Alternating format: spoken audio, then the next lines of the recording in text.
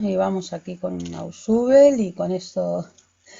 Hola Sara, de la teoría del aprendizaje.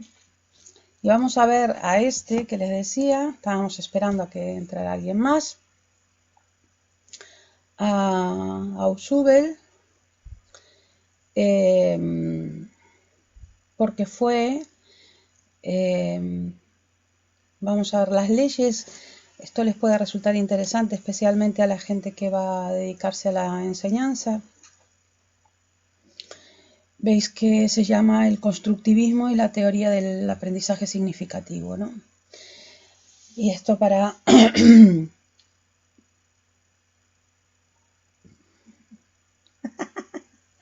André, tranquilízate. Es que es muy malo así tal. Si quieres después quedamos en un Bebex o en lo que sea y te desafogas conmigo. Luego lo hablamos ahí por el Instagram y quedamos y ya está. ¿Vale? No te preocupes. No te preocupes, que te estás desesperando. Olvídate ahora de eso. Vamos a mirar esto, que tú quieres ser maestra. Tranquilízate, hombre, que puedes subir nota. A ver, venga, no te des por vencida. Sabes que hay estudios muy interesantes sobre el tema de frustración y todo lo demás en psicología. Ahora centrémonos en esto y después si quieres hablamos las dos, ¿vale? Para las personas que les interesa este tema de la educación y que quieren dedicarse a la educación, ya sea maestras, maestros, profesores, profesorado en general, del nivel que sea. Cuando salió la primera ley, de la cual las siguientes, mirad, es que ya no me acuerdo ni cómo se llama, LOE creo que fue la primera. No sé, ya me da igual, ¿vale? Porque después vino LOCSE, ahora estamos en la LOMSE, después vino LOCSE, luego se llamó de otra manera. Bueno, no sé. Pero digamos que la estructura general fue esta de la que os voy a hablar ahora, que de hace muchos años, estoy hablando de que llegó a implantarse, empezó en la etapa de primaria y llegó a implantarse en bachillerato, cambiando toda la estructura que antes eran los 8 años de primaria, después venían 3 años de BUP y luego 1 año de COU, y de ahí se pasó a 6 de primaria, 4 de secundaria y 2 de bachillerato, o sea que se cambió toda la estructura con esa ley. Bueno, pues mirar el tiempo que hace que cuando terminó de implantarse y se implantó el bachillerato, fue en el año 2000 o 2001, ahora no me acuerdo muy bien, pero fue ahí en el 2000-2001, ¿no? Porque sabes que las implantaciones son progresivas, ¿no? No se puede implantar todo de una vez. O sea que mirar el tiempo del que estamos hablando, 20 años ya. Y desde ahí se hicieron varias leyes diferentes. Y en una de la teoría fundamental, quizás la más importante en la que se basaron, luego con unas variantes, ¿no? Fue esta, la que vamos a explicar hoy. El constructivismo y la teoría del aprendizaje significativa. Y ahí fundamental, hablaban para arriba, para abajo, del constructivismo, del aprendizaje significativo, de Ausubel, ¿vale? Más que de los otros, de Novak y de Janesian, siempre se oía hablar de Ausubel para arriba, para abajo. Y de ese andamiaje fundamental que había fue a partir de donde se sacaron las otras leyes hasta que llegó la LOMSE, que sí que cambió esto, ¿no? Quiero decir, cambió parte del tema de aprendizaje significativo, ¿no? Hasta ahí se mantuvo bastante esto. Entonces, empezamos ya con Ausubel porque, fijaros, marcó un antes y un después, no solo aquí en España, fue una corriente general, mundial, en Occidente. Yo después en los otros lugares no lo sé. Las investigaciones de este señor, ¿no? De Ausubel, principalmente de este señor de Ausubel y de otros, ¿no? que lo que hicieron fue presentar una alternativa a las corrientes cognitivistas.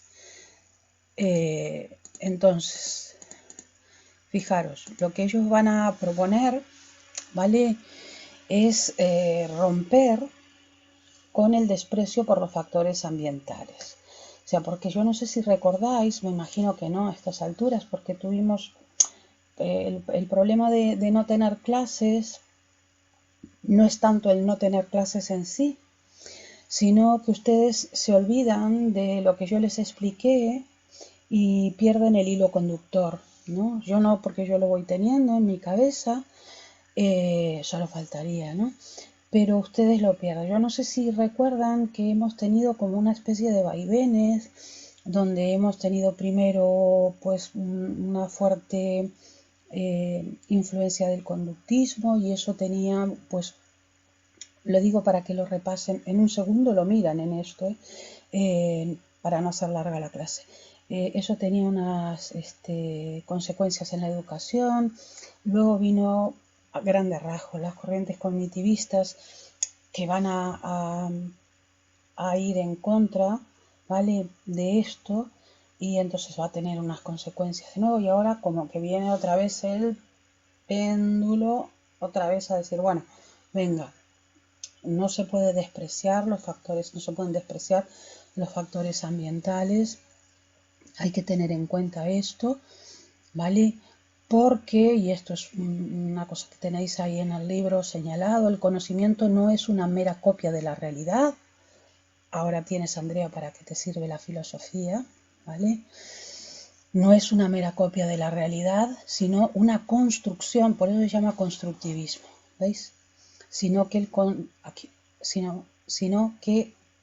el conocimiento es una construcción del ser humano. Nosotros no conocemos la realidad tal cual es, sino que la construimos según nuestras formas de conocer, nuestras formas de acercarnos a la realidad. Y en eso de nuestras formas de acercarnos a la realidad tiene mucho que ver los factores ambientales de cada uno de nosotros. Entonces ellos consideraban que lo importante no era simplemente aprender, sino que el aprendizaje, que lo que aprendemos sea algo significativo para nosotros. Entonces ellos creen que no se da solo por estímulo-respuesta, y este tipo de cosas tampoco, revisad vosotros, tampoco por las propuestas que hacían únicamente los cognitivistas y las corrientes posteriores, lo revisáis vosotros con Piaget y toda esta gente que surge a partir de ahí, ¿no?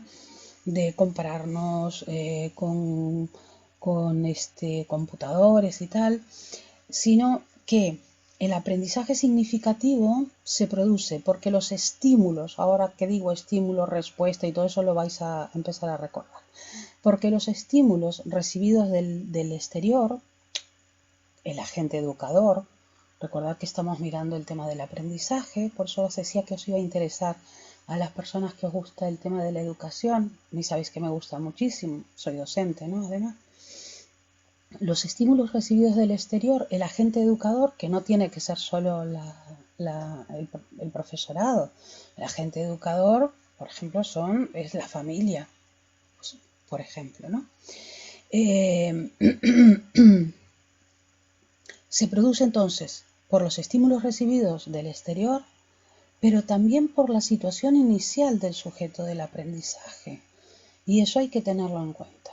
Si no se tiene en cuenta, ¿vale?, esa situación inicial del sujeto del aprendizaje, si solo se tiene en cuenta esto, lo que el agente educador da, y no se tiene en cuenta cuál es la situación inicial de quien aprende, ¿vale?, el nuevo conocimiento que se intenta, ¿no?, que adquiera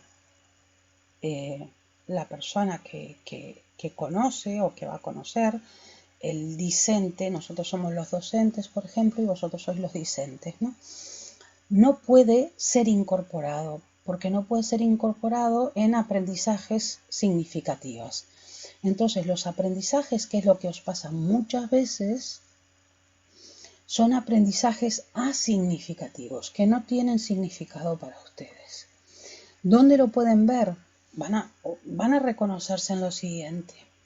Lo pueden ver en que de pronto nosotros estamos dando cosas de periodos similares en filosofía, por ejemplo, o incluso en psicología, ¿no? Cosas de periodos similares, y en historia estáis dando cosas de periodos similares y vosotros no los cruzáis, no os dais cuenta de que estamos hablando de cosas que están pasando al mismo tiempo y que pueden estar, que no es que puedan, es que están relacionadas. Por ejemplo, cuando yo estoy hablando de Kant, lo siento Andrea, cuando yo estoy hablando de Kant como un ilustrado y estoy mostrando el tremendo esfuerzo que hace él, tremendo, ¿no? Por eso nos cuesta a nosotros tanto entenderlo. El tremendo esfuerzo que hace él para que toda actividad, ya sea una actividad teórica de conocimiento o una actividad práctica de la moral, pase por la razón, estamos viendo a un ilustrado y estamos viendo un quehacer ilustrado, algo que es un proyecto ilustrado.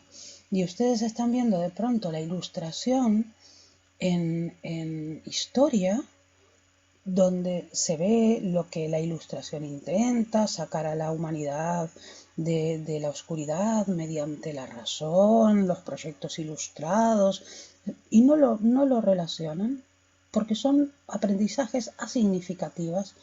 El ahí es un privativo, ¿no? Que no tiene significación para ustedes. Acumulan un montón de contenidos, pero sin real significación para ustedes, porque el aprendizaje lo que está teniendo en cuenta es lo que nosotros estamos aportando, pero no se tiene en cuenta la situación inicial de ustedes. Entonces, las nociones fundamentales, que veis que ahí son dos, las nociones fundamentales dice Ausubel y dice todo el constructivismo, donde la idea es que se construye el conocimiento. Las nociones fundamentales que hay que tener en cuenta es, por un lado, la estructura cognoscitiva y por otro lado el esquema, dos nociones fundamentales. La estructura cognoscitiva, ¿no?, en la cual se van integrando secuencialmente los conocimientos, ya que si tú no tienes la secuencia anterior no puedes adquirir la posterior, porque entonces lo que va a hacer es asignificativa, te la podrás aprender de memoria, etcétera, etcétera, pero realmente no va a tener un significado, no la vas a aprender significativamente, no va a tener significado. Eso que dices, claro, ¿no?, tiene significado para ti. Y el esquema, que es el conjunto organizado de datos, que si no se adecúa, fijaros, el conjunto organizado de datos, que si no se adecúa a la estructura de los esquemas previos, ¿sabéis cómo siempre se tiene en cuenta lo previo? O sea, la situación, esperad que perdí el ratón, la situación inicial del sujeto de aprendizaje, ¿no? Si no se adecúa a la estructura de los esquemas previos, lo que hace es provocar lo que se llama una disonancia cognitiva, ¿vale? Yo creo que sabéis lo que es una disonancia, ¿no? Cuando algo no encaja, y cognitivo, que es cuando algo no encaja cognitivamente. Entonces, ante esto, lo que hace el constructivismo, ya os digo que en teoría sonaba muy bien, pero después en la práctica, bueno, pues dio muchísimos problemas, fue proponer una pedagogía deductiva contra lo que vimos en ocasiones anteriores, y además vimos las críticas que tenía una pedagogía inductiva del descubrimiento por parte del propio alumnado. ¿Os acordáis de que uno de los problemas, os lo digo para recordároslo, uno de los problemas de la pedagogía inductiva por descubrimiento, ¿no?, del propio alumnado, era que se esperaba que vosotros descubrierais todo lo que llevaba descubierto la humanidad hasta ahora? Eso es una pedagogía inductiva, ¿no? O sea, que el alumnado vaya descubriendo él solo con unas indicaciones por parte del agente educativo, pues todo lo que ha descubierto la humanidad. A ver, vosotros no vais a descubrir ni en el ámbito de las matemáticas, la geometría analítica, los principios de la geometría analítica o de cómo se hace estadística, ni vais a descubrir tampoco, no sé, la deducción de las categorías en Kant, ni que yo no os la di, por cierto, ¿vale? La deducción, ni nada por el estilo. Entonces, lo que tendrían que hacer los docentes, y esto era como una cosa, como un clásico, ¿vale? Era que cuando ibas a los cursos te enseñaban a hacer eso. Yo ya lo había hecho antes. Bueno, saben que no estudié aquí, pero a mí me enseñaron a estudiar, por eso les insisto tanto, desde algo que a mí me parece de sentido común, y es estudiar con esquemas, ellos, y a darme una idea general cuando empezamos, y cosas así por el estilo, ¿no? Lo que llaman ellos organizadores previos, ¿no? Los docentes lo que tienen que hacer es proponer las ideas generales mediante organizadores previos a que se produzca el aprendizaje significativo, si no, no se va a producir el aprendizaje significativo. Fijaros, esto es lo interesante, lo de significativo, que serán seleccionados según las exigencias de la propia disciplina. No, los organizadores previos no van a ser iguales. Fijaros, para filosofía que para matemáticas. Incluso dentro de filosofía, los organizadores previos no son iguales cuando yo estoy impartiendo lógica, ¿vale?, que cuando estoy impartiendo ética o historia de la filosofía. Las necesidades psicológicas del alumnado, porque no es lo mismo, por ejemplo, impartir a alumnado de la mitad de primaria, ¿vale?, de tercero de primaria, imaginaros, ¿no?, que alumnado de primero de la ESO, que alumnado de segundo de bachillerato. E incluso, fijaros, no es lo mismo dar clase normalmente cuando estábamos antes del confinamiento que ahora en el confinamiento, ¿vale? O sea, hay que ver cuáles son las necesidades psicológicas del alumnado para montar los organizadores previos, ¿no? Y además es necesario seleccionar esquemas conceptuales que no sean simplemente esquemas conceptuales, ¿no? O sea, esquemas que muestren conceptos, ¿no?, sino que sean esquemas conceptuales inclusivos. Que sean inclusivos, que permitan ir incluyendo cosas, quiere decir que permitan una reestructuración integradora, o sea, que permitan que esos esquemas conceptuales no se queden fijos, quietos ahí, sino que permitan ir haciendo modificaciones, que tú puedas ir metiendo cosas por el medio según vas haciendo un aprendizaje significativo. Y al mismo tiempo diseñar conflictos cognitivos, esas disonancias, ¿vale?, cognitivos que provoquen esa reestructuración. ¿Qué son los conflictos cognitivos? Pues básicamente pueden estar representados por esas preguntas que uno de repente dice, bueno, pero esto ¿cómo es así? Yo no lo entiendo. Vosotros normalmente veis como algo malo el no entender, y nosotros a veces vemos, no todos los no entender son malos. Los no entender malos son cuando una persona está absolutamente perdida y no hay por dónde cogerla. O sea, no tienes un punto de agarre. Pero hay preguntas, muchísimas de las preguntas que hacéis, y que indican conflictos cognitivos, o sea, que no estáis entendiendo, son buenísimos, porque quiere decir que entendisteis mucho y eso se está generando un conflicto. Está diciendo, pero entonces si esto es así, ¿por qué esto es así? Y la pregunta es muy buena, es buena o muy buena, ¿vale? Porque que se haga esa pregunta, que presente ese problema, que presente esa dificultad. Vosotros diréis, jope, pues a mí no me gusta que me presente ninguna dificultad. Claro, porque preferimos que todo vaya sobre ruedas, ¿no? Pero que presente una dificultad significa que estás entendiendo que ahí está habiendo problemas y que hay que solucionarlos. O sea, estás entendiendo realmente la cuestión y estás significativamente aprendiendo, o sea, extendiendo el conocimiento. ¿Cómo fue que extendieron el conocimiento? A ver, vosotros pensáis, bueno, estos son paparruchadas. No. ¿Cómo extendieron el conocimiento Newton o cómo extendieron el conocimiento psicólogos que aprendieron determinadas cosas, ¿vale? Pues porque encontraron algo, un conflicto cognitivo que les hizo que se plantearan una pregunta. Y planteándose una pregunta, un problema, y resolviéndolo, avanzaron. Pues eso es lo que pasa en el aprendizaje. En el aprendizaje uno a veces no le cuadran las cosas y tiene que darle una vuelta, otra vuelta, integrarlo con lo anterior, relacionarlo con lo que sí entendió y va avanzando y va significativamente ensanchando su aprendizaje. Y eso era lo que planteaba Ausubel con el constructivismo y la teoría del aprendizaje significativo. Esto en teoría parece bueno, ¿no? Más complicado que lo anterior, quiero decir teóricamente, ¿no?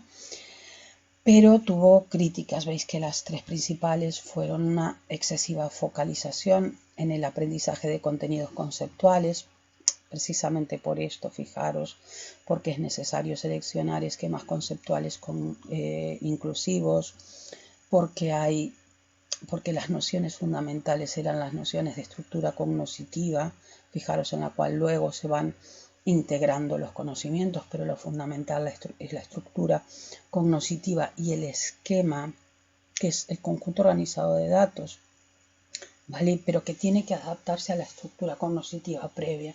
Entonces hay una focalización muy grande, ¿vale? En el aprendizaje de contenidos conceptuales, ¿vale?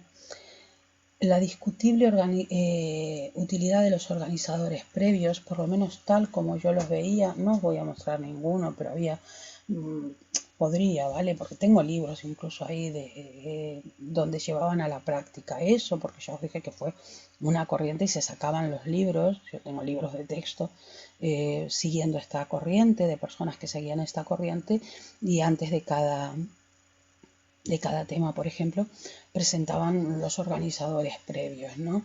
Que eran, en vez de esas cosas que os hago yo con flechas, un poco así tal, eran pues un tipo de esquemas, para mí muy complicados, ¿no? Yo creo que si tú quieres dar una visión general del tema, tiene que ser algo muy simple, ¿no? Precisamente esas cosas que yo les digo de, bueno, vamos a ver las cosas así en general, nada más, 3 o 4 cosas, para que luego sepan dónde meter, ¿no? Lo que vamos a hablar y nada más. Y la dificultad práctica de la concepción de la estructura cognitiva del alumnado, ¿vale? Porque el saber, el que nosotros podamos, el que ustedes cuando, por ejemplo, se dediquen a enseñar, como docentes, si llegan a ser docentes o si tienen que enseñarle algo, por ejemplo, a su descendencia, ¿no? Que siempre se enseña algo, además de los usos y costumbres, ¿no? A las hijas y a los hijos. Claro, es muy difícil conocer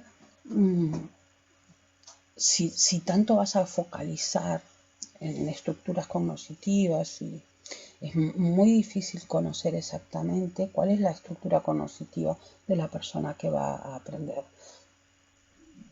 Especialmente porque eso te remite, y vosotros ya conocéis esto, ya con esto termino y paso luego al chat, te remite a nociones mentalistas. A ver, ¿os acordáis de las nociones mentalistas que eran las primeras en psicología?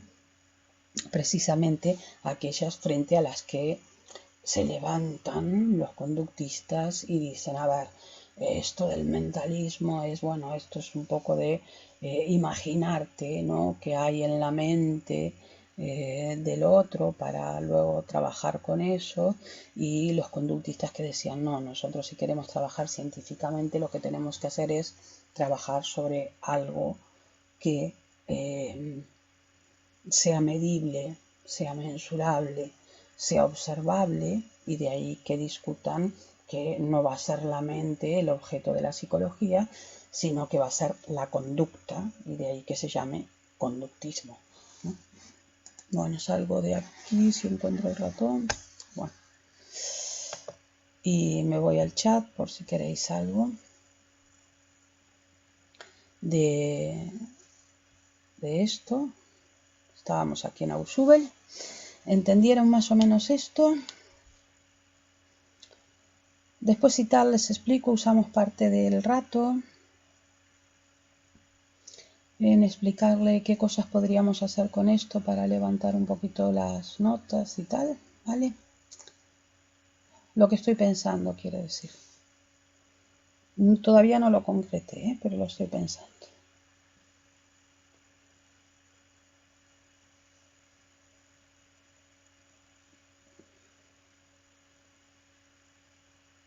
Andrea, cada vez que veo eso de me doy de baja de la filosofía, se me clava un cuchillo aquí. No, después hablamos tú y yo.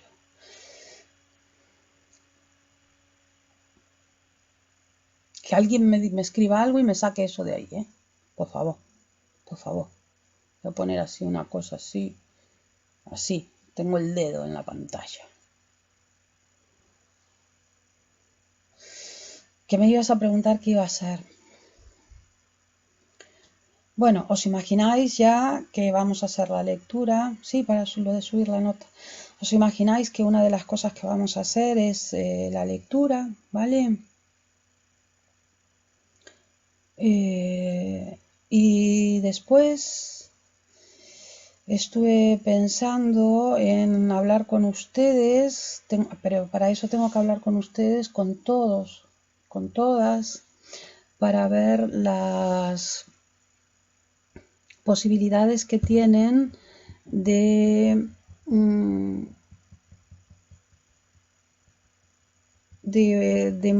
unirse, de mirar a una determinada hora y durante un determinado tiempo el aula virtual. Pero si tal, esperamos al final para que yo pueda cortar la emisión, ¿vale? Hablamos de la siguiente, lo hablamos al final, pero sí que estuve pensando clarísimamente en sacarle provecho a esto para... Les explico al final. Nunca sería bajar, siempre sería subir, esa es la idea, ¿vale? Y sería sobre esto, ¿no? Sobre este tipo de cosas que estamos mirando. Entonces, como quedan las clases subidas, bueno, lo que me queráis preguntar sobre esto, imaginaros cualquier cosa que si no entendisteis, lo que es un aprendizaje significativo o asignificativo, ¿vale? O yo que vosotros ya os dije, lo que iría sería ir marcando el libro mientras estáis conmigo, porque así vais aprovechando el tiempo. Sabéis que voy siguiendo el libro. El orden, me estoy refiriendo a eso, es trabajo hecho ya. Y yo quería trabajar algo con el libro, pero si eso lo hablamos al final para que pueda hacer el corte en la edición, si no es más difícil en el medio hacer el corte. ¿Os parece que sigamos con lo siguiente? Uy, que está aquí. Que es empezar a hablar del tema de la inteligencia.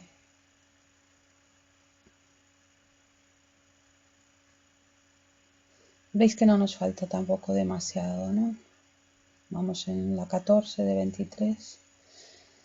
No vamos a trabajar mucho en detalle el tema de la inteligencia, y menos estando a lo lejos.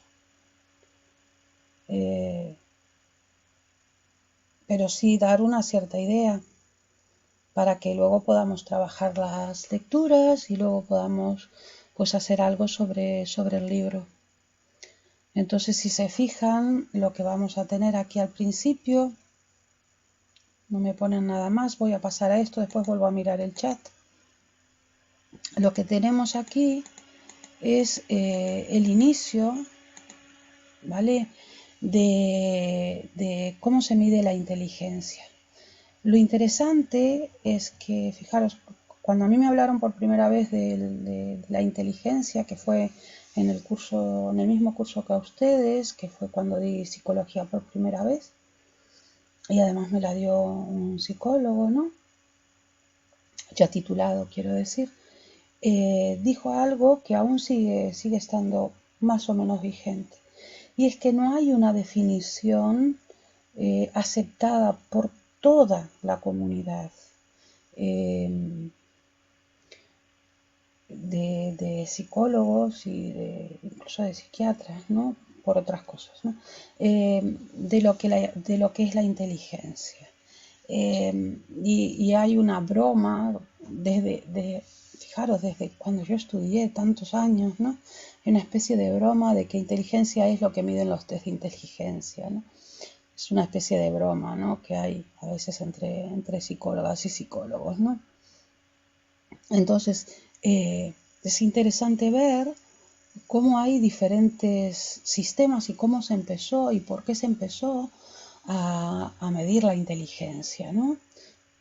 Cómo se empezó y en qué situación se está ahora. Fijaros, se empezó con el test de Binet, luego, bueno, se combinó con Binet-Simon y luego se hizo un complemento ahí para sacar el cociente de inteligencia, ¿vale? Lo que se llama el valor normal, que es 100, que es lo que ustedes escuchan por ahí. Bueno, veis que me salté hasta aquí, ¿no? Se empezó por aquí con Binet, luego se hizo una combinación de lo que es el test de Binet-Simon, luego hablo de esto. Y después, bueno, se veía ahí primero la edad mental, ya veréis que es una cuestión estadística, por eso os pongo aquí entrecomillado, vosotros que tenéis además estadística, o parte de vosotros tenéis estadística, ¿no? Esto es pura estadística, ¿no? O sea, es la curva, ¿vale?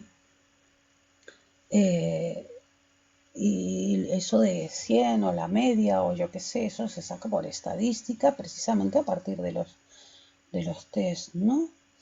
Y eso supuso una variación, es muy interesante.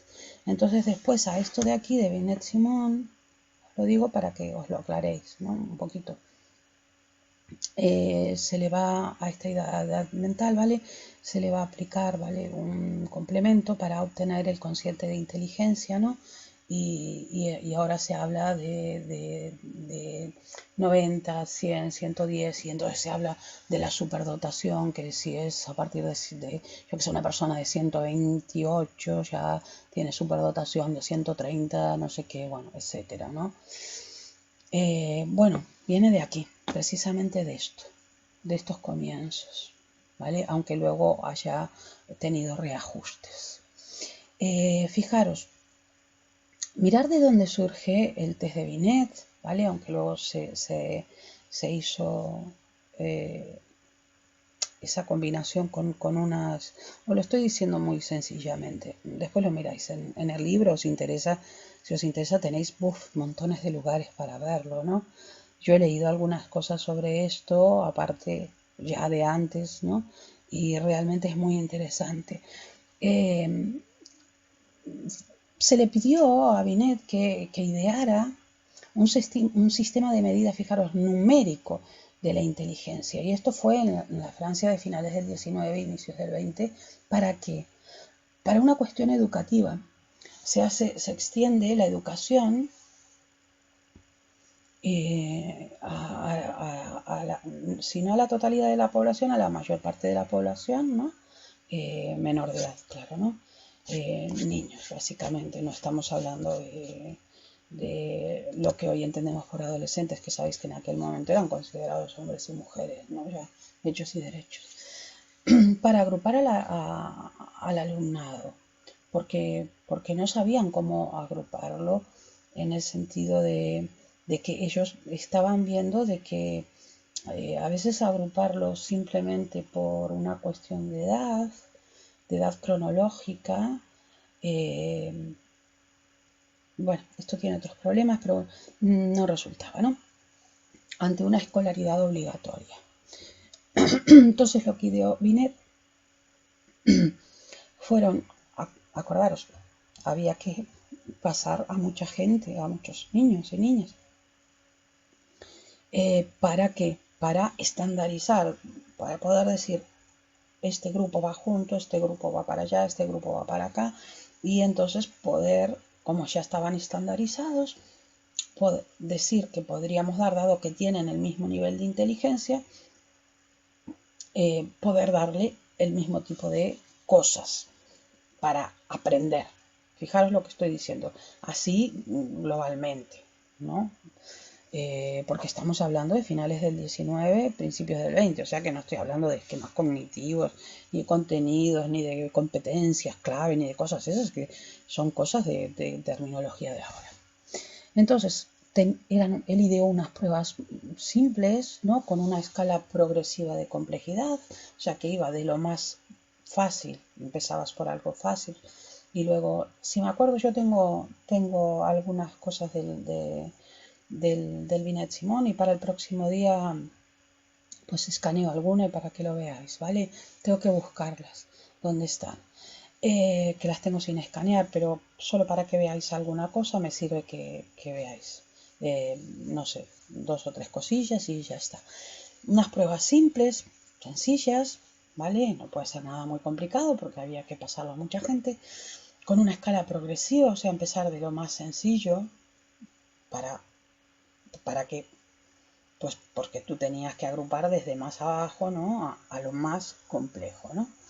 Y fijaros, en 3 áreas básicamente. Capacidad de comprensión de las situaciones, ¿no? Resolución de problemas aritméticos y habilidades de tipo verbal, ¿no? De comprensión verbal, etcétera. Comprensión, pero no tampoco como lo entendemos nosotros hoy. Bueno, ¿cuál era el supuesto de partida? Porque tú tienes que tener un supuesto de partida para elaborar las pruebas, o haces lo primero que se te ocurre, o sea, eso no tiene sentido, ¿vale? El supuesto de partida es que a cada edad biológica, aproximadamente, le corresponde un nivel de inteligencia, ¿vale? Y entonces, un nivel de inteligencia que, fijaros, va a estar estandarizada, que me iba a enrollar, va a estar estandarizada. Entonces, la edad mental, ¿vale? Va a surgir porque al fin y al cabo a ellos lo que les interesaba era eso, para agrupar, no tanto la edad biológica, ¿no? Como la edad mental. La edad mental es la suma de las pruebas superadas por la media, por eso os decía que aquí lo importante era la media estadística, ¿no? De los individuos de una determinada edad cronológica. Entonces sabemos que ellos toman lo que sería como la curva de Bell, ¿no? Esa parte de la curva, ¿no? Que nos toma aquí, ¿vale? Lo que se va a tomar como norma, y a partir de ahí lo otro ya sabemos que no se toma como norma, ¿no? Bien, entonces lo que se va a hacer después de eso es, para poder obtener el cociente de inteligencia, ¿no? Stern le suma un complemento, lo miráis vosotros ahí, que es una fórmula, ¿no? Y que mediante la cual se calcula el tanto por ciento, ¿vale? Entonces, ¿por qué? Porque se calcula como si fuera un tanto por ciento. El valor normal sería 100, ¿vale? Miráis vosotros la fórmula. Y lo que me interesa, aquí lo tenéis, ¿vale? Cociente de inteligencia, ahí lo tenéis, sería la edad mental, que la edad mental saldría de aquí, ¿vale? ¿Sí? De hacer las pruebas de Binet-Simón. La edad cronológica, ¿no? Por 100. Claro, obviamente si a ti te da una edad mental, por ejemplo, por las pruebas, ¿no? O sea, tú en la curva te está saliendo por aquí. En la curva, ¿cómo se obtuvo? O sea, ¿cómo se obtuvo dónde está el 100? ¿Entendéis? Tú te estás saliendo por este lado, ¿no? En la curva. O sea, yo dibujo la curva, ¿no? Y tú te estás saliendo por este lado. Te da una edad mental de 12, pero tú, o sea, no voy a sacar la cuenta, no tengo ni idea de lo que estoy diciendo, ¿eh? Me da lo mismo. Pero tú tienes una edad cronológica de 8, está claro que vas a superar el 100, o sea, por lo tanto te va a dar que tu cociente de inteligencia no va a ser 100 y pico. Pero si estás por aquí, o sea, ¿cuándo vas a estar por aquí? Cuando tu edad mental, si tu edad mental es 8, por ejemplo, pero tu edad cronológica es 12, ¿veis? Menor, ahí vas a bajar del 100. ¿Vale? Solo quiero que entiendan eso nada más. A partir de ahí, fijaros, empezamos con el test Binet-Simon. Ese test se aplica a la escala Thurman-Merrill, ¿vale? Lo bueno de todo esto es que ustedes no tienen que acordarse de memoria de estas cosas, ¿no? Y es que se clasifica a los individuos siguiendo el criterio de edad mental, este de aquí, que se saca de aquí, acordaros, de edad mental de Binet y el cociente de inteligencia de Stern, o sea, todo esto en conjunto, lo que tenemos aquí. ¿Veis que es fácil, no? La edad mental se saca de estas pruebas, que son pruebas sencillas, que surgen de aquí, ¿lo veis? ¿Vale? Y que son numéricas porque tú vas viendo hasta dónde llega a resolver, etcétera, ¿no? En estos tres grandes grupos, ¿no? Entonces, clasifica a los individuos siguiendo este criterio de edad mental de Binet, pero además a mayores los clasifica ahí, pero además evalúa capacidades relacionadas con 6 áreas. Se hace una clasificación basándose en Binet-Simon y viendo numéricamente después, ¿no? Según el cociente de inteligencia de Stern, pero además evalúa, capacidades relacionadas con 6 áreas, que son estas que tenéis aquí, fijaros, ¿vale? Y en cada una de estas 6 áreas, veis que ahora ya se empieza a complicar la cosa con el Thurman-Merrill, porque aunque está partiendo de aquí, parece que esto es muy sencillo, muy simple, no alcanza para captar. Vais a ver que las cosas van a ir hacia ahí. No alcanza para captar la complejidad, todos los matices, ¿no? de la inteligencia. Entonces, les decía que en cada una de estas 6 áreas se aplican 10 conjuntos de pruebas, fijaros, no 10 pruebas, 10 conjuntos de pruebas, para medir tanto la inteligencia verbal como no verbal. Luego les voy a contar una cosa que leí en un libro hace tiempo que me dejó anonadada, ¿no? Pero se lo comento después, que viene a cuento esto de lo de verbal y no verbal, ¿no? Y que fue estudiado además en antropología y sigue siendo estudiado y que se incorporó a la psicología, ¿no? Después hay un cruce ahí muy interesante en estudios de psicología y antropología que es, bueno, fascinante. Bueno, esas 6 áreas son la inteligencia general, ya empezar a quedaros con esto, lo de la inteligencia general, porque luego vamos a ver que aparte de la inteligencia general va a haber otras inteligencias, se van a empezar a medir unas inteligencias más específicas, ¿vale? Conocimiento de cosas, de conocimientos en general, quiero decir. El razonamiento fluido, el razonamiento cuantitativo, ¿vale? El proceso visual espacial, ¿m? Y la memoria de trabajo. La memoria de trabajo es la memoria que nosotros vimos, básicamente, es la memoria que nosotros vimos como memoria a corto plazo, ¿vale? Con la que puedes estar trabajando en un determinado momento y no la de a larguísimo plazo, a lo que yo recuerdo de cuando tenía 8 años. Es para que os hagáis simplemente una idea. Las críticas que tiene este conjunto, que yo intenté ponerle todo aquí en lo mismo para que lo vieran así solo de uno, ¿no? Porque están conectados, es el Binet-Simon, Stern que aplica un complemento a la edad mental, ¿no?, de Binet-Simon para que surja el cociente de inteligencia, y luego esa combinación donde se pone a mayores algo del termo Merrill, ¿no?, basándose en el Binet-Stanford. Las críticas que tiene, y ya vais a ver cómo se intenta corregir esto, ¿vale?, es que la inteligencia no es algo estático, no es algo que, ahora, tú eres inteligente, naciste así con esta inteligencia y así permaneces, y además con este tipo, con esta forma de inteligencia, ¿vale? No sé cómo decirlo sin pasar a la siguiente diapositiva.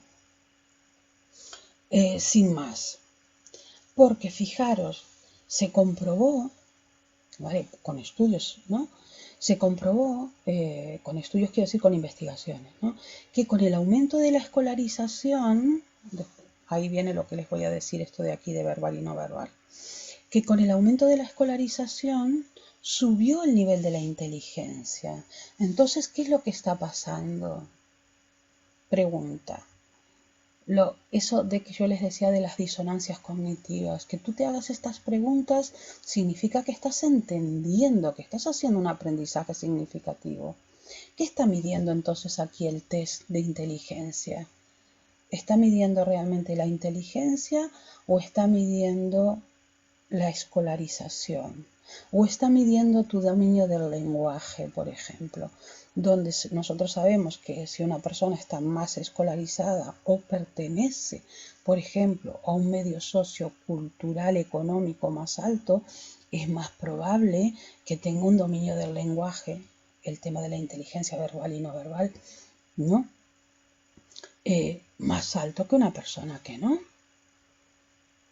Y además esto varía con la edad, obviamente, porque tú no puedes esperar que una persona, por ejemplo, centrándonos en lo de verbal no verbal, para que lo veáis, que una persona de 10 años o de 18 años maneje el lenguaje igual que yo, porque solamente por la cantidad de libros que puede haber leído una persona de 18 años, no, y de interacciones verbales que ha tenido, etcétera, no es probable que no tenga el mismo dominio. Y además, fijaros, también porque esto no solo fue utilizado para lo que estaba pensado inicialmente, ¿vale?, que se pidió para más que nada clasificar, ¿no?, alumnado ante una escolaridad obligatoria, sino también porque fue utilizado para clasificar a los individuos y marginarlos. ¿Cómo? En esta curva que yo os hice aquí, marginar a los de aquí, básicamente, a los de este lado de la curva, a los de abajo, los de para abajo, ¿no?, con criterios psiquiátricos, por ejemplo, ¿no?, los débiles, lo que les llamaban los débiles mentales, etcétera. Entonces tuvo bastantes críticas. Antes de pasar al chat, les comento lo que había leído, que a mí me llamó, bueno, poderosamente la atención. Cuando lo leí, parece ser que hubo un determinado momento en Estados Unidos, que sabéis que es un país igual que Uruguay, por ejemplo, ¿no? Yo soy un ejemplo de ello. Yo soy hija de inmigrantes, ¿no?, que es un país básicamente, en cuanto a número, quiero decir, ¿no?, de personas que lo habitan, hijos, nietos, ¿no?, bisnietos de inmigrantes, ¿no?, y tenían que pasar por la isla de Ellis antes, ¿no?, por temas de cuarentena de enfermedades, y también hubo un momento en que les hacían test de, ellos querían detectar también, porque en Estados Unidos, yo les hablé el año pasado que también se aplicó la eugenesia, no sé si recordáis que hablábamos de eugenesia positiva, eugenesia negativa, no querían dejar entrar a personas con trastornos psiquiátricos. Entre lo de trastornos psiquiátricos estaban estos de la curva, ¿vale?, estos de la curva que no estaban en la media, sino que estaban para aquí. Problema. Bueno, les pasaban test, los Binet Simón, ¿vale? Si yo no recuerdo, eran los Binet Simón o una variante, ¿vale? No recuerdo muy bien, pero bueno, era una cosa así. En inglés, fijaros, por eso lo recordé a lo de verbal, no verbal, a personas que estaban llegando de Rusia, de Polonia, bueno, no a los que estaban llegando incluso con ellos tenían problemas también de Irlanda, sabéis que hay una colonia irlandesa importante. ¿Qué problema podía haber con los de Irlanda? Que pueden saber hablar el inglés muy bien, pero no el inglés escrito, no manejar el inglés escrito. Y los test son escritos, ¿vale? Entonces les daban unas cifras que eran disparatadas, como que, no sé, el 90 y... yo no sé, era un disparate, era el... no dejaban entrar mucha gente porque, yo qué sé, el 98% de los rusos eran débiles mentales porque no pasaban el test. Bueno, unas cosas absolutamente disparatadas, ¿no? ¿Y qué podía pasar con los irlandeses? Ahora voy al tema de la escolarización. Claro, imaginaros, mucha de la gente que fue de aquí para hacer las Américas, para América, dominaba el castellano, que es la lengua oficial, ¿no? En la mayor parte de Sudamérica, por ejemplo, y en Centroamérica. Pero mucha de la gente que se fue, por ejemplo, en la posguerra, no había terminado la primaria, entonces tenía, si bien oralmente se podía defender, no en todas las situaciones, porque sabéis que hay, hasta que aprendes parte del vocabulario, a veces puedes tener patinadas, a nivel escrito, caramba, ¿no? Puede haber problemas, te pasan un test y bueno, de ahí a que puedas entender todo, que puedas leer todo lo que tienes en el test y por lo tanto saber contestar correctamente, a ver, puede haber dificultades. Fijaros que vosotros mismos que estáis primero, segundo de bachillerato, nos ha pasado a nosotros, de que yo les pongo escoge una pregunta y me hacen las dos. No leí, no leíste, o sea, etcétera, este tipo de cosas. No entiendo esto porque no entiendo esta palabra, ¿no? Pero vosotros mismos ya sabéis que no entendéis porque no entendéis esa palabra. ¿Veis entonces la problemática que hay, no? Vale. Ahí tenéis entonces los inicios. Fijaros que tenéis la clasificación. Después que va, bueno, me olvidé de ponerlo, pero tenéis la clasificación, una de las clasificaciones. Espera, me lié con esto porque como siempre me dejó alucinada lo puse antes el cuadro y después me olvidé. Esto que leí. Ahí tenéis la clasificación, ¿no? Con lo del coeficiente intelectual y los porcentajes en población en general, ¿vale? Esto es una tabla como otra cualquiera, podéis encontrar una tabla con unos porcentajes un poquito diferentes, ¿no? Más o menos veis que el 50% de la población, porque es la media, es la norma, a ver, es lo que tiene que salir, va a estar rondando por arriba y por abajo el 100. ¿Os lo dais cuenta? ¿Eh? Lo veis aquí. Normal mediocres, ¿veis? Que sería aquí, los límites serían estos, y aquí los deficientes, de aquí para abajo hay diferentes tipos ya se consideran con minusvalías, ¿no? Depende. Y después aquí ya serían normal superiores, igual que aquí normal mediocres. Y veis que aquí se entienden superiores o muy superiores.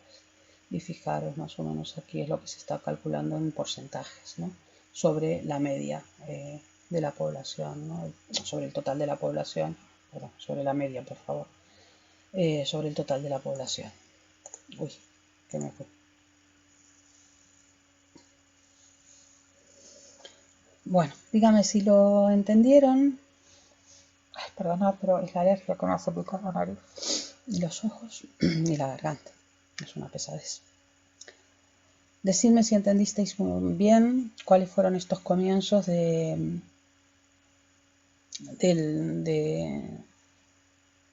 abordar en psicología el problema de la inteligencia, que yo creo que es así tal como os lo resumí, es bastante fácil de comprender, que no hay así mucho problema.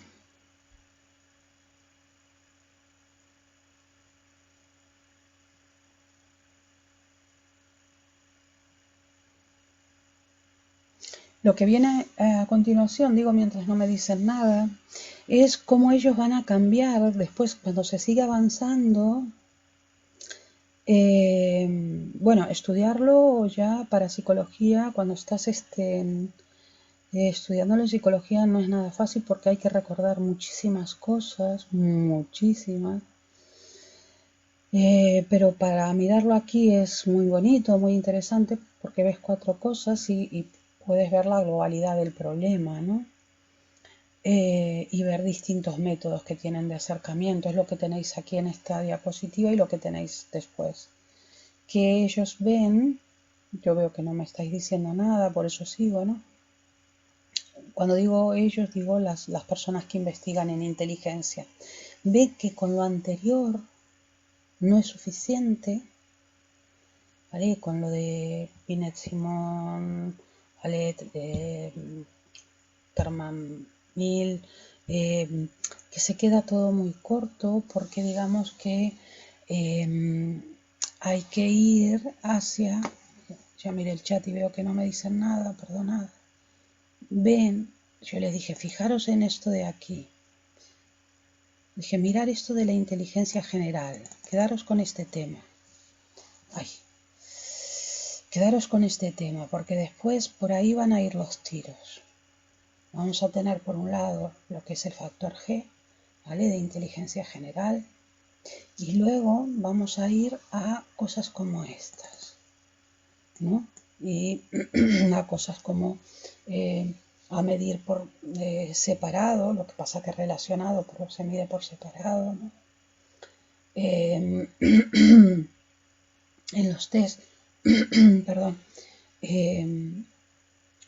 pues la capacidad o la inteligencia, ¿no? Como queráis, da igual, verbal, ¿no? De manejo, de fluidez verbal, de proceso, capacidad visual, espacial, etcétera, ¿no? Y eso es lo que aparece aquí, fijaros, y luego aquí, que esto es un clásico, lo del cubo de Cattell, ¿vale?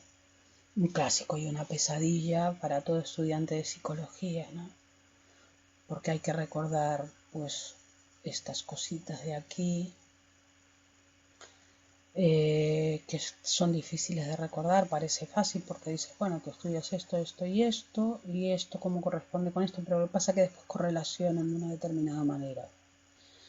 Correlacionan o se relacionan de una determinada manera y de ahí es de donde surge el problema, ¿no? Entonces, aquí fijaros, yo sigo esperando a que me digáis algo, que pare o lo que sea. Lo que tenéis es, si lo miráis, el factor G, del que os hablaba antes, y luego los factores S, los factores especiales, ¿vale? Que si os fijáis aquí tenéis lo de Binet Stanford, que es una teoría monárquica.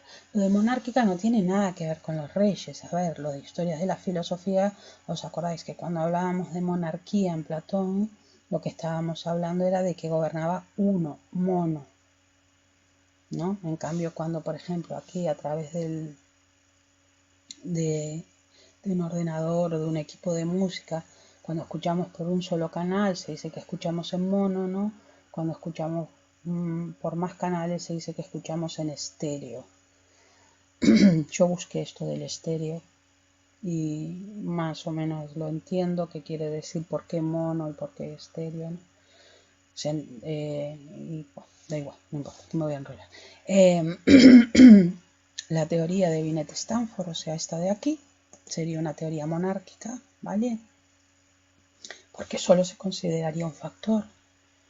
En cambio, estas de aquí, si os fijáis, serían factoriales y multifactoriales, porque se estudia factor G, que es un factor común, y el factor S, o los factores S, más bien, ¿no?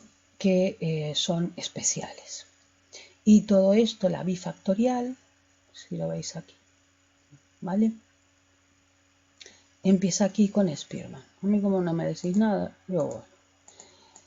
Porque veis que ya casi que acabo de explicar lo de Spearman. Spearman es británico, United Kingdom, ¿no? Es británico, ¿vale? Y presenta el método de análisis factorial, o sea, por factores. Por eso se llama factorial. En concreto lo que va a presentar es una teoría bifactorial, no multifactorial, en el sentido de que nos van a ser muchísimos factores. Ya vais a ver lo del cuadro de Cattell, lo del cuadro, Dios mío, el cubo. Ahí ya tenéis, pudisteis ver un ejemplo cuando mostré el cubo y todas las letritas que iban apareciendo, ¿no? Pues es un intento de corregir el reduccionismo, manteniendo los criterios experimentales y cuantitativos que tenía Binet Stanford, ¿no? Y bueno, todo lo demás, todo lo que vimos antes. El reduccionismo que él veía del test de Binet Stanford, que sería una teoría monárquica en el sentido de una sola inteligencia. También, ¿vale? La posibilidad de teorías no monárquicas, sino anárquicas, o sea, sin anarquía aquí viene a indicar que habría una multitud de inteligencias, pero que no serían ni medibles, no mensurables, ¿no? E independientes entre sí. Tampoco eso. Él no aceptaría, Spearman, quiere decir, para ir, digamos, en contra de la teoría monárquica de Binet Stanford, no presentaría una teoría donde habría muchas inteligencias, ¿no? Y estas serían independientes entre sí. Frente a eso, lo que él presenta, fijaros, es una teoría bifactorial con dos factores.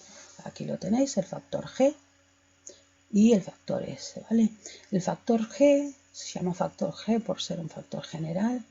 Es un factor común o general y es constante en toda la inteligencia, por eso se llama un factor G. Tiene un carácter hereditario y en él no tendría ninguna incidencia la educación, en tanto carácter hereditario. Eso sí sería lo que se mantendría, digamos, estable, ¿no? A lo largo de la vida. No por mucho que se aplicaran digamos, programas, nosotros que ya vimos Ausubel, mirar aquí ahora tenéis que empezar a relacionar para tener aprendizaje significativo, por mucho que nosotros incidiéramos en el ambiente, no sé qué, no sé cuánto, Ausubel, por ejemplo, ¿no? Que si el aprendizaje significativo, que si partir, por usar el último que vimos, ¿no? Porque los otros puede que no os acordéis. No, mira, esto no se puede cambiar. Diría Spearman, quiero decir, ¿no? Factor G es un factor constante que atraviesa toda, ¿no? Fijaros, toda la inteligencia, ¿no? Por eso decimos que es común o general, ¿vale? Y es de carácter hereditario.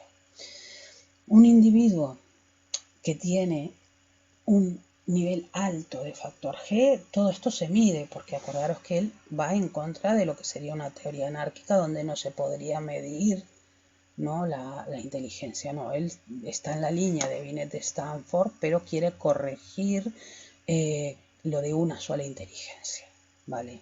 O sea, la línea que de criterio experimental y cuantitativo. Lo que pasa es que quiere corregir ese reduccionismo de la inteligencia a una sola inteligencia, o sea, a un solo factor. Entonces, un individuo con el factor G alto, ¿vale?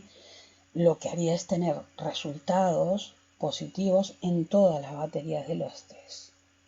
Problema que va a tener esto que propone Spearman es que va a estar desmentido por la experiencia. ¿Por qué experiencia?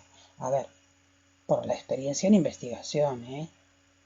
Cuando se habla de experiencia ahí se está hablando de experiencia en investigación. Realmente lo que sí se vio es que se manifestaba en las pruebas que requieren un alto grado de abstracción y de razonamiento. Ahí sí que digamos como que llevan ventaja, ¿no? El factor S, special, ¿no? Por eso viene lo de factor especial. es el que varía según el individuo, ¿no? Según los individuos. Y ese factor dice Spearman. Pero vosotros ya sabéis, porque veis el libro y porque veis las diapos, que se van a seguir presentando y mirar las fechas, ¿no? De Spearman, estamos en el 2020, ya os imagináis, porque además ya sabéis, porque ya vimos la teoría de las inteligencias múltiples de Gardner, etcétera, ya tenéis que aprender a relacionar las cosas, que va a haber muchas más teorías de la inteligencia, ¿no? Por lo tanto, muchas más maneras de abordarlo. El tema de cómo medirlas, cómo tratarlas, cómo estimularlas, etcétera, ¿no? Spearman dice que el factor S hay variabilidad según los individuos, ¿no? ¿Sí? Por lo tanto, dentro de los individuos, quiere decir, sí que puede variar dentro de los individuos, mientras que en tanto hereditario, fijaros, no tendría incidencia en la educación, por tanto, dentro del propio individuo no habría variación. Quiero ver si me explique bien ahí, ¿no? No sería hereditario, lo que les decía eso, y entonces al no ser hereditario, sí que tendría en este factor S, incidencia la educación. Si os fijáis en los otros dos que vemos aquí, que veis que están muchísimo más pequeños, no me importa tanto el tema de los nombres, porque no os vais a acordar. Yo la mitad de las veces no me acuerdo, a veces me acuerdo, a veces no me acuerdo. A veces cojo una palabra clave y sí que recuerdo, claro, Thurston, sí, es el de los factores primarios y las 3 dimensiones, pero otras veces no lo recuerdo.